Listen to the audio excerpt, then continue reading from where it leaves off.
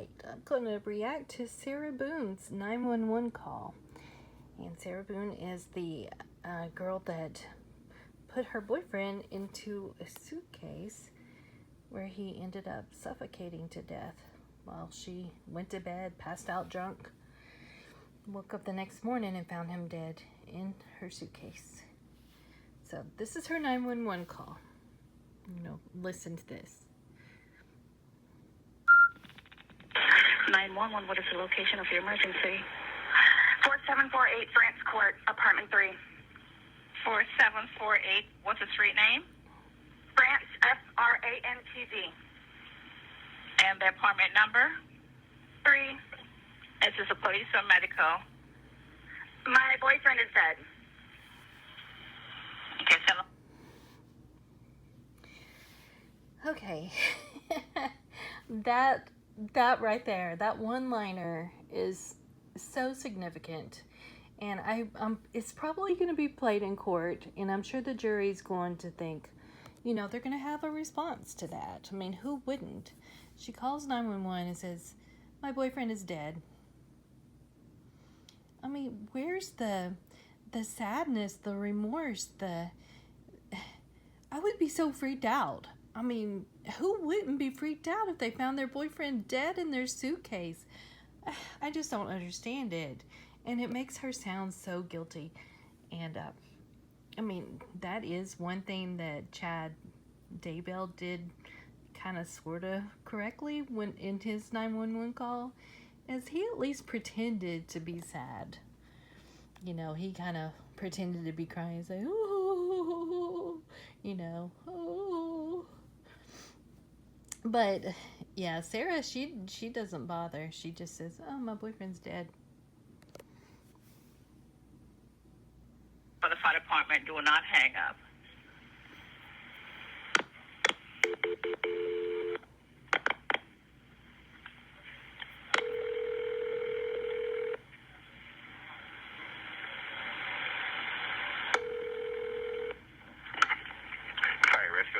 Mercy. That's 32. No, please don't leave. 4748 Friends Lane. Well, that got her to have a little bit of emotion, didn't it? She was worried that her husband was going to leave, so she got all emotional, saying, no, please don't leave. Okay, well, where was the emotion when you were talking about your boyfriend being dead? Girl. Apartment 3. France Court. France Court. Yes. Okay, is this near Mackenzie Drive? I don't know where that is. Okay, fine, okay. It's Gilwood Park Apartments. Back in 2022, I lost two very important people in my life. Big figures. It really wasn't until February. I hate commercials. Okay, 4748 France, correct? Correct. All right, great. Now tell me exactly what happened there. My boyfriend and I were playing last night, and I put him in a case and we were playing. And Okay, did you hear that? That line right there is probably one of the most damning pieces of evidence that I've heard so far. So in the 911 call, she says, my boyfriend and I were playing last night, and I put him in a suitcase, and we were playing. Let's rewind that. That's very significant. She's going to change that story. Now tell me exactly what happened there. My boyfriend and I were playing last night, and I put him in a case and we were playing. And like kind of. I mean, who's going to hear that story and say, oh, well, that sounds like a great game. Yeah, you put him in a suitcase and you're playing. Oh, yeah. I mean, who wouldn't want to play that? That's just nuts that she would even say such a thing. Kind of thing. So I fell asleep and I woke up and he was dead in the... Okay, so she said, my boyfriend and I were playing last night, and I put him in a suitcase, and we were playing. And then I fell asleep, and I woke up, and he was dead in the suitcase. Well, don't you think some stuff got skipped? Like, how did you get him into the suitcase? It just, I mean, there's so much that is unexplained there, so much left out. And what happened after he got into the suitcase? You're just like, you ran up to bed and went to sleep? There's so much not explained. Okay, I put him in the suitcase. We were playing. Then I fell asleep. Then when I woke up, he was dead. My goodness. She is the worst storyteller ever. Okay, so I don't know what happened. I don't know what happened. Right, okay. Let's rewind that. Okay, 4748 France, correct? Correct. All right, great. Now tell me exactly what happened there. My boyfriend and I were playing last night, and I put him in a case and we were playing. And Okay. like kind of hide and seek kind of thing. So I fell asleep. Okay, so she said kind of a hide and seek kind of thing. Okay, that's very unclear to me. Are you playing hide and seek, or is it something similar to hide and seek? What kind of thing is she talking about?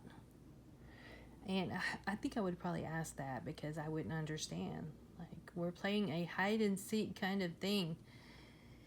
Okay, so if you put your boyfriend in the suitcase and zipped him up in there, which one of you is hiding? Because you know where he is. So did you put him there so he wouldn't see you while you went to hide? And then he was going to jump out of the suitcase and come and find you after he counts to so many? I mean, how does this work? Nuts. And I woke up and he was dead in the suitcase, so I don't know what happened. I don't know what happened. Right, okay, what's your apartment number? 3. Yeah, she makes it sound like, well, I put him in the suitcase and then I fell asleep and I woke up and he was dead in the suitcase. Like, it just happened all at once. Like, as soon as I put him in the suitcase, like, I just passed out. Passed out right there on the spot. Fell asleep. Why? Why did you fall asleep suddenly? What happened? Did you take sleeping pills? Did you have too much to drink? What? What caused you to suddenly fall asleep after you zipped your boyfriend up in your suitcase? Why leave out the story? Maybe because it's not true. You can't provide details for something that you're making up. Apartment 3? Yes, like he has like blood coming out of his mouth, and I don't know if like he had like an aneurysm or what happened. Right, okay, all right, okay. Listen, we're getting help out there, too. All right, okay. Okay, Now? Okay, man, listen, we're on. And this is very common among criminals, is that they will give alternatives. Like, this can't be my fault. It has to be some other reason that he's dead. Maybe he had an aneurysm or a stroke, or maybe he has some medical problems I don't know about. I mean, it's not my fault. So they like to give options. It's very common among criminals. 30, you're at 407-716-8684. Okay, is he hanging from somewhere or what, ma'am? No, I pulled him out of the suitcase. I tried giving him CPR. Okay, so he was in a suitcase? Yes, and I fell asleep. Okay, how old is the boyfriend, ma'am? 42-year-old man. All right. Okay, we're sending help out there. Sheriff's House way out there? Yes, I'm ma'am. sorry? Yeah, okay. All right, listen to me. Okay, I just need to confirm this one. All right, I understand. I just need to confirm this. Is he awake at all? Is he conscious at all? No, he's purple. Is he breathing? No. All right. I need you to get him on the floor, flat on his back for me, okay? I did. I tried giving him CPR. All right. Okay, so she's saying that she's already pulled him out of the suitcase and she tried giving him CPR. Okay, so when did this happen? Was it before she called her husband or her ex-husband to come over? Was it before she went out and had her vodka and ciggies on the back porch? Was it before her boyfriend arrived, or her ex-husband arrived at their apartment. When did she try to give him CPR before calling 911? I mean, I think there may be some truth to that, because I think that when the ex-husband got to their apartment, like, he reported to the police something like he just saw George laying there on the floor when he arrived, and you know, he didn't say that George was in the suitcase. So I think Sarah might have actually pulled George out of the suitcase, and that's when the ex-husband Brian came in and saw the boyfriend laying on the floor in the living room. And it was really sad, because you know that video, that arrest video from 2019, George was wearing the same flip-flops in that arrest video that he was wearing, that were right next to the suitcase where, you know, he got into the suitcase, and looked like he took his flip-flops off first, because they were laying in there on the floor next to the suitcase where he was found dead. I tried giving him CPR. Yeah, okay. Nothing happened. He's purple. Okay, listen to me. There's a defibrillator available. I need you to get it for me, okay? What is You it? have an AED? You have an AED available? No. All right. Are you right by him now? I'm sorry? Are you right by him now? Yes. Okay. Lay him flat on his... Okay, ma'am. That is one of the few things I agree with Sarah on, is that I couldn't understand this 911 operator either. I didn't know what he said, so I did turn on the closed captioning on this video so we could kind of have some clarification, because I couldn't understand him either.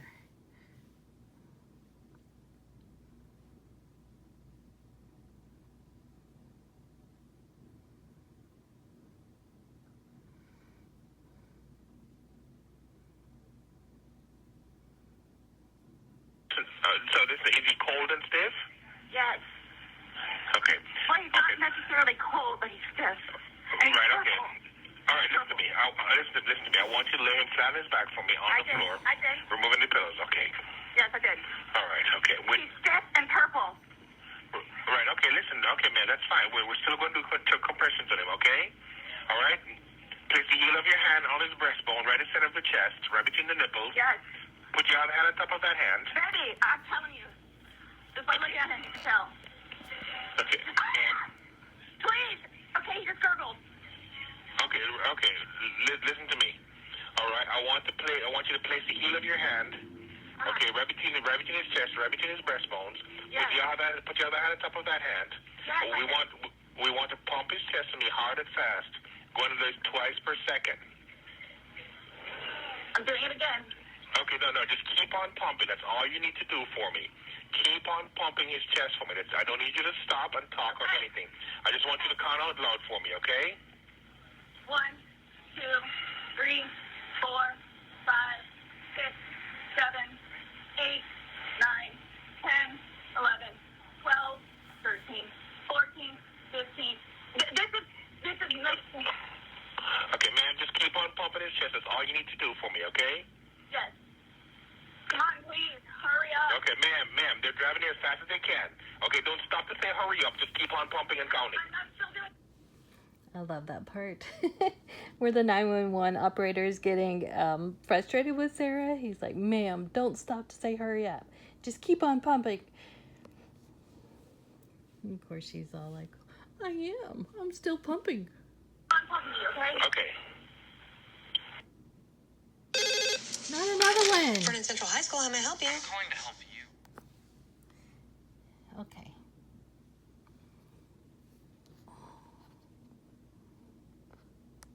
Just count on that second count with you.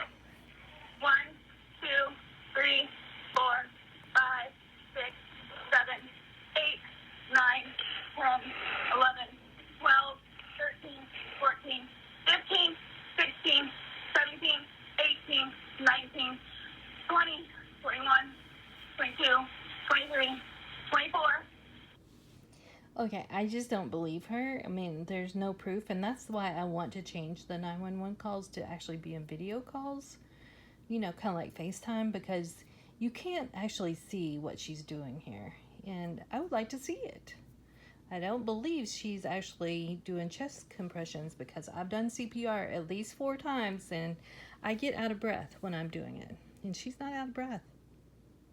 25, 26, 27, 28, 29, 30, 31, 32. Please hurry.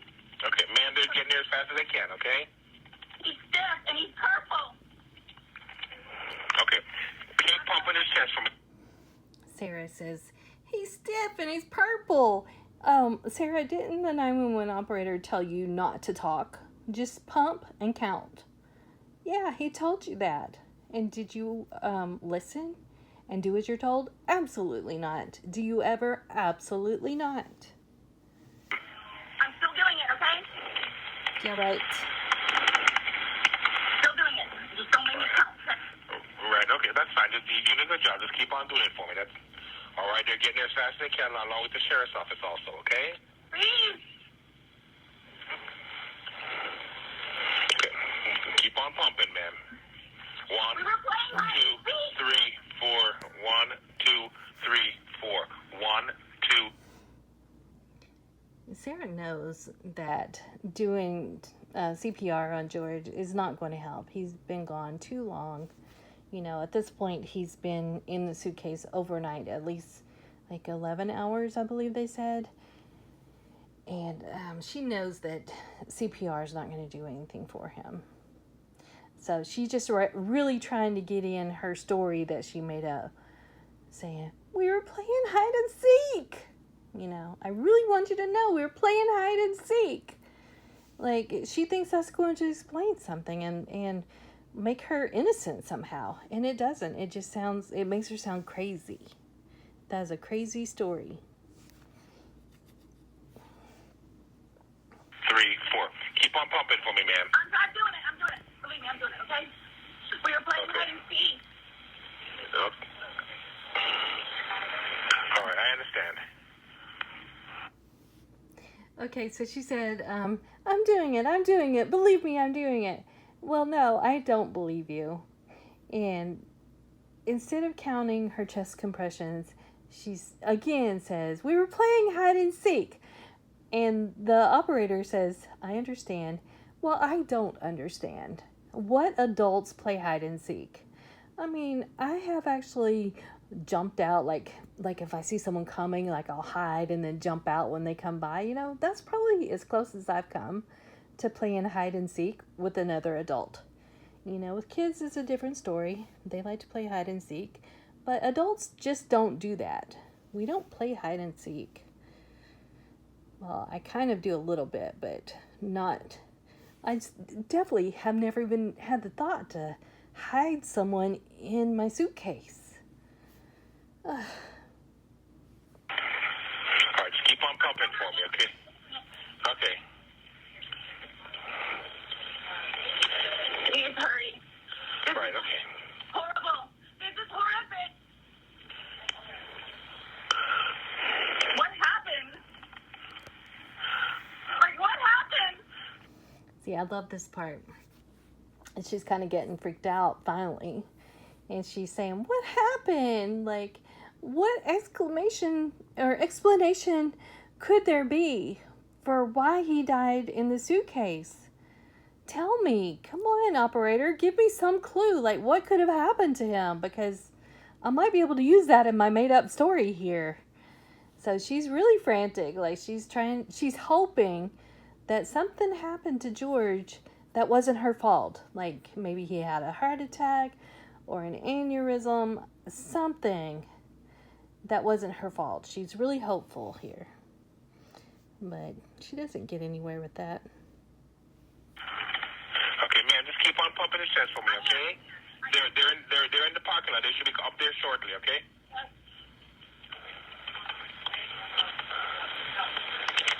I'm still doing it, okay? All right, okay, good. And you found him in a suitcase, you said? Yes. We were playing hide and seek last night. I fell asleep.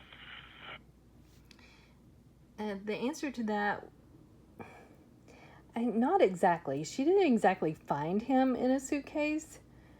she put him in her suitcase. So, do you find something that you know is there? I don't know. It just doesn't feel right to say she found him in her suitcase.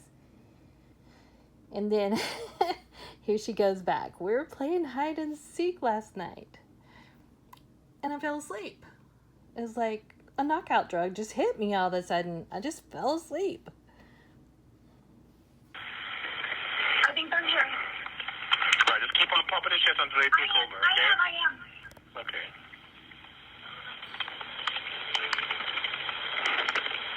I am. Okay.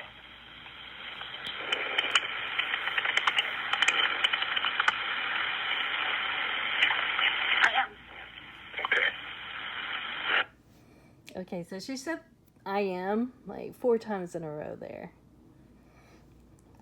None of the times I actually believe her. Open! Come in! Can I stop pumping now? Let them take over for you, okay? When was the last time anybody saw him?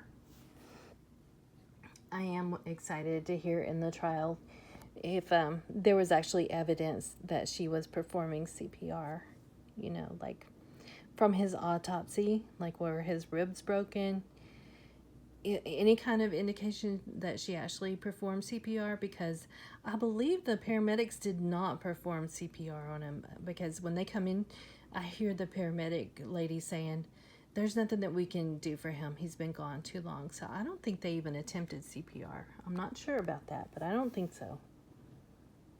Last night. We were playing hide and seek. He hit another. It's okay, yeah. Okay. But unfortunately, he's been down too long. There's nothing we can do for him. Hello, ma'am. And so we're there, obviously. All right. No, my boyfriend. Is your boyfriend? Okay. Is there any kind of metaphors? No. No, not that I know of.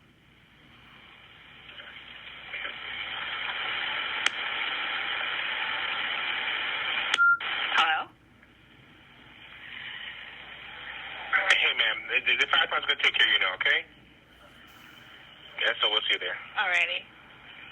Oh, ma'am, is still there? Hello? Okay, so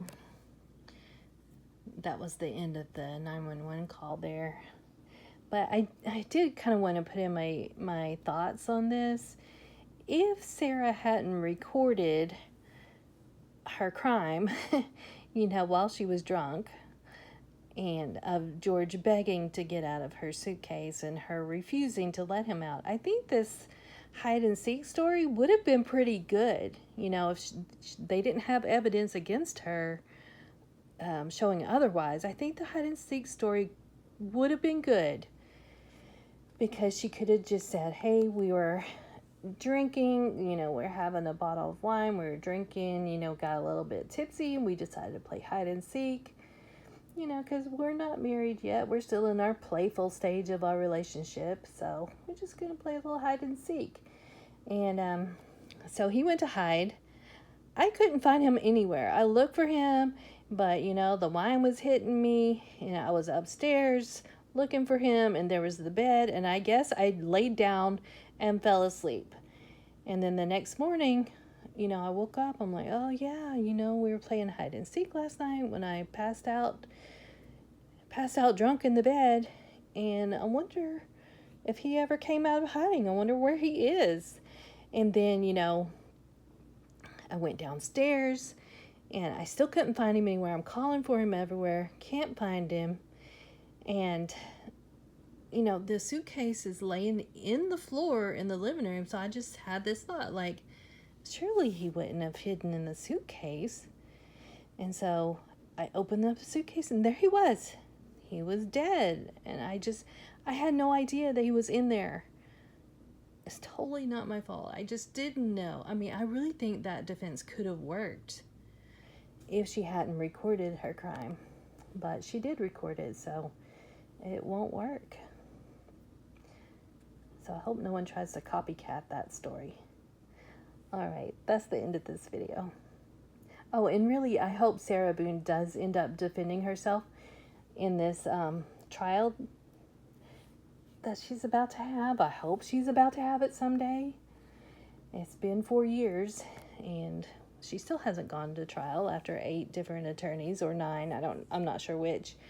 But if she does end up defending herself, I think this trial will be epic. It will be historical. It will go down in history as it will just, I don't know, it will be so memorable.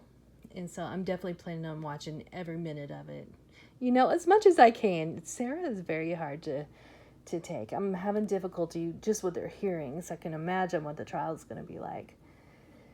But anyway, that's the end of the video. Bye.